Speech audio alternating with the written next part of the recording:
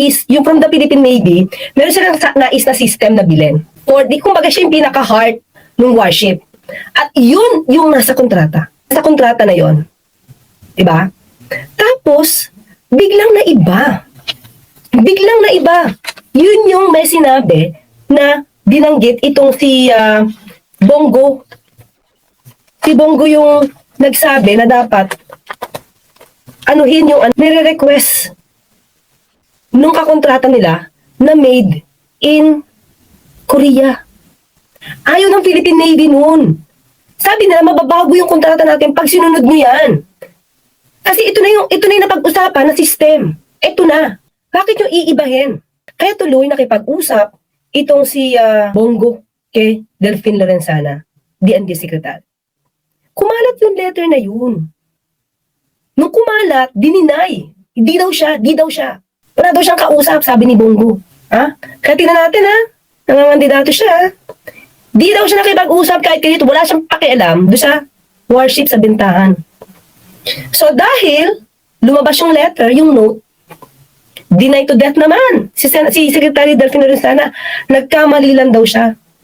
Kala daw niya si Senator Bongo. At the time, Bongo pa lang. Oh, after that, mismo sa SONA, inamin ni Duterte na pinalakad niya talaga yung kontrata, yung usapin dun kay Bongo. Oh, sino ngayon ang sinungaling? Oh, namura ba niya yon? Napusang ina ba niya yon? Ang daming blunder.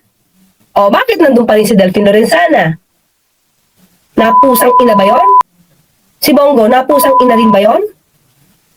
Oh, hindi. Nanatili sa pwesto. Oh, yung tungkol sa ano? Yung tungkol sa mga build. Bakit ang dami niya i-award sa CLTG Builders? Si Christopher Lawrence T. Go Builders. Initials niya yun. Pero syempre deny siya, tatay niya daw. Sa tatay ko yan, di akin yan. Pero ito ha, mga ka-clear. Itong CLTG Builders, class B lang yan sa pagiging kontraktor. So, maliit lang ang puhunan yan. Hindi yan aabot sa bilyon. Okay? Hindi yan aabot sa bilyon. Now, maraming na i-award sa kanya during the time of President Duterte. Maraming na i-award sa CLTG Builders and Alfredo Builders na ang may-ari, half-brother ni Christopher Go, ni Bongo. Hindi pa natatapos. Ano kaya ngayon yun? Natapos na kaya? Ang bagal nun. Napusang ina rin kaya yun? Hindi eh. Daming inaward dun. Kahit hindi na nakakatapos, ito sa CLTG Builders, makikipag partnership sa isang mas malaki na builder. Isang kumpanya. Na hindi na nakakatapos. Diba? Isang class B, bibigyan mo ng bilyones na kontrata. Makikipag-partner na sa mas malaki. Tama ba yun? Paano mo aasahan yung isang class B na kontraktor? Na builder? Kasi aawardan mo ng bilyones? Oh, natapos ba? Yun. So ito ba na napusang ina nila? Pati nyo ba natatapos ang build na yan, ayang road na yan? Mga pusang ina nyo. Wala. Diba? Kaya nga nagsampa ng plunder si Senator Trillanes. Tapos sabihin nila, old issue. Of course, old issue. Kasi hindi pa nasasampa ng kaso noon. Bakit? Nasa posisyon sila eh. Actually, diba? Proud pa si dating Pangulong Duterte na magpusang ina at ito lang daw ang kapital sa pagiging leader. Kailan pa? O, tignan nyo mga ka-clear ha. Ilang vloggers niya ay ngayon ang namumutawi ay laging PI. ULOL. Mga ganong words.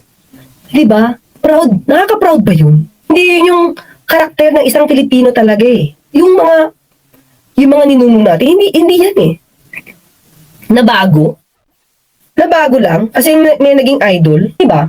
Instead na magmura ka na magmura, mag-isip ka ng paraan kung paano giginhawa. Diba, sinabi niya, ito para sa kanya napaka-easy eh. Kasi tapos na eh, wala na siya sa posisyon, pero ba't hindi naman niya nagawa nung panahon niya? Daming crime. Diba? Ang daming red tagging. Kasi na yun? Nagdemanda ba yun?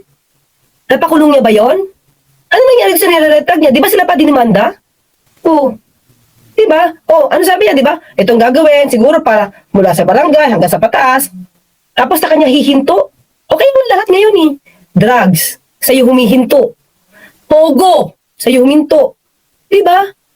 Oh, ano, formally, sa'yo humihinto. Sa'yo lahat tumuturo. Kasi inako mo lahat eh. Inako mo yung mga pusang inang mga negosyante na yan eh. Diba? O ngayon, sa'yo si Michael Yang. Di na mahanap, diba? O, sino pa? Ito pa, kung totoong magiling ka na leader noon, at kaya mo, kasi lagi ka nagpupusang ina, bakit nagkaroon ng 2 passport yung kaibigan mo na economic advisor mo si Michael Yang? May Philippine passport siya. Bakit? Bakit? Oh, bakit nahayaang lumago ang iligal na pogo kung totoong magaling kang leader? Diba? Bakit nahayaan makapag-apply yung ibang Chinese ng passport, Philippine passport? Mas marami pa dyan sa Davao del Sur. O, akala ko ba, from barangay, papuntang local, papunta sa governor, papunta sa'yo. O, ang dami naging illegal nung panahon mo eh. Tapos ngayon ka mag-a-advise ng good leadership at ang kapital mo pusang ina?